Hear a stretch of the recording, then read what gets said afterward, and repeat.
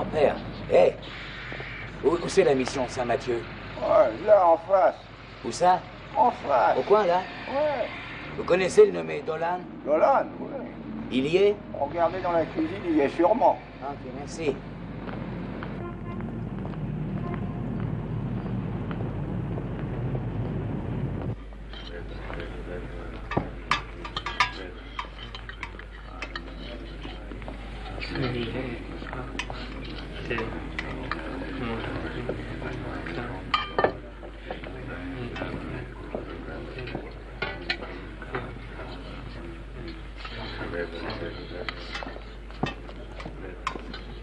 Soyez le bienvenu, mon frère. Merci, ma sœur. La paix soit avec vous. Merci. La maison du Seigneur est votre maison. Oh, 1000 fois merci. Merci. Vous avez faim? On voit que vous êtes fatigué. Hein? Je dois avouer que je n'ai pas dormi la nuit dernière. Je suis mort de fatigue. Oh, pauvre garçon, je suis désolée. Voulez-vous vous asseoir? Georges, un plateau, s'il vous plaît. Joignez-vous à nous, mon frère. Que je me quoi? À déjeuner. Oh, c'est sans doute la première fois que vous venez. Oui, ma sœur. Oh, ce manteau. Ce manteau, quelle horreur, un vrai désastre. Je suis sûre que je peux vous trouver quelque chose de bien plus saillant dans la réserve. Et beaucoup plus confortable aussi. Mais quelle taille faites-vous pour que je puisse... Il y a comme un malentendu entre nous, ma sœur. Ah non, mon frère. Entre nous, il ne faut pas avoir d'orgueil mal placé. On ne doit jamais juger un homme à l'épaisseur de son portefeuille, mon frère. Comme c'est juste, ma sœur, comme c'est juste. Mais il faut que je vous dise non, que... c'est pas nécessaire, je vous assure. Je vous comprends. Je vous en prie, votre déjeuner. Venez. Venez. Approchez, mon frère. Allons. Un estomac vide est le terrain favori du démon. Eh bien, C'est simple comme nourriture, mais nourrissant. Ça, je n'en doute pas une seconde. Mangez. Hein? Allons. Asseyez-vous et mangez sans crainte ni honte. Quand vous serez rassasiés, nous pourrons bavarder. D'accord? Margaret! Un instant, lieutenant. Margaret! Est-ce qu'on ne nous a pas apporté un manteau de tweed hier? Il me semble que c'était une taille 36. Venez avec moi, Margaret. Je reviens tout de suite.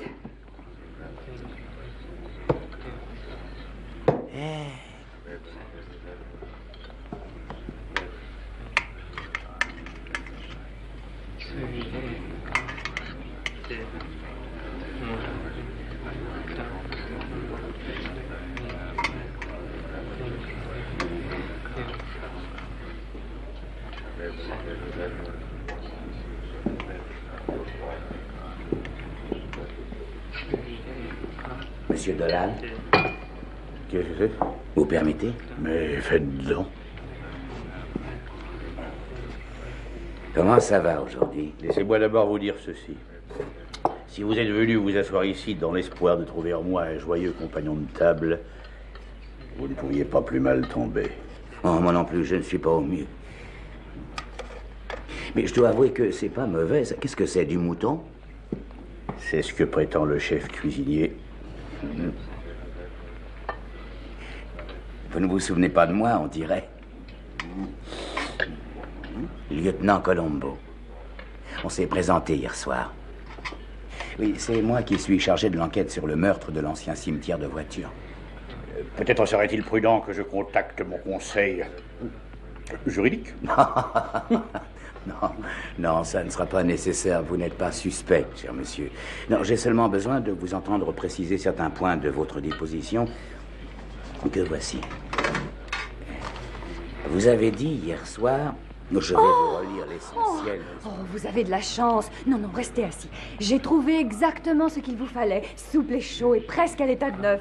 Levez-vous, passez-le que je vois s'il vous va. Non, écoutez, je vous remercie, ma sœur. C'est gentil à vous. Seulement, ça fait presque 8 ans que je porte cette gabardine et... Oh, le pauvre homme. Il n'y a pas à en rougir. Ah non, mais je me trouve très bien dedans. Et puis, il y a aussi que... Il faut que je vous dise, ma sœur, je suis officier de police, lieutenant Colombo. Tous les hommes sont les bienvenus ici. Il faut vous dire aussi que je suis là pour les besoins d'une enquête, ma sœur. Oh, oui, j'y suis. Vous êtes venu enquêter ici, déguisé en clochard. Oh, ça alors. Vous êtes futé, lieutenant. Moi-même, oui, j'ai marché. Oh, je vous en prie, excusez-moi de vous avoir importuné en plein travail. Oh, je suis confuse. Ne vous inquiétez pas, allez. Je ne révélerai à personne que vous êtes déguisé. Merci. Oh, c'est étonnant, c'est d'une vérité extraordinaire. Non, restez assis. Bonne chance. Lieutenant, vous devriez terminer avant que ça ne refroidisse. Et si on faisait une petite partie de cartes? Ce sera avec plaisir, mais ce sera pour une autre fois, quand je ne serai pas en service. Vous avez 1 minute? Je voudrais vous relire votre déposition. Vous êtes d'accord? Bien sûr. Parfait. J'ai certains points à éclaircir. Vous avez dit... J'ai d'abord cru que c'était des gamins qui faisaient partir des pétards. J'ai voulu aller voir de plus près, mais j'avais trop présumé de mes facultés d'équilibre et j'ai préféré me recoucher. Ayant repris quelques rasades de vin pour m'assoupir, j'allais retomber dans les bras de Morphée quand le bruit s'est reproduit. Je me suis levé pour de bon, je suis allé vers la cabane. C'est à ce moment que l'homme s'est dirigé vers moi, avec la jambe qui saignait. Il cherchait un téléphone. C'est là, en toutes lettres. Et je vais vous dire ce qui me tracasse. À vous entendre, il semble qu'il y a eu un grand laps de temps entre les coups de feu. Un écart très important entre le premier et le second. 5 secondes, 10, peut-être même plus. Et j'aimerais en conséquence que vous soyez plus précis. Écoutez, lieutenant, je vais vous parler franchement. Je vous avoue que je ne me souviens pas avoir dit ça. Mais je ne vous accuse pas d'avoir fait un faux que non, mais je vous assure que j'ai complètement oublié ce qui s'est passé hier.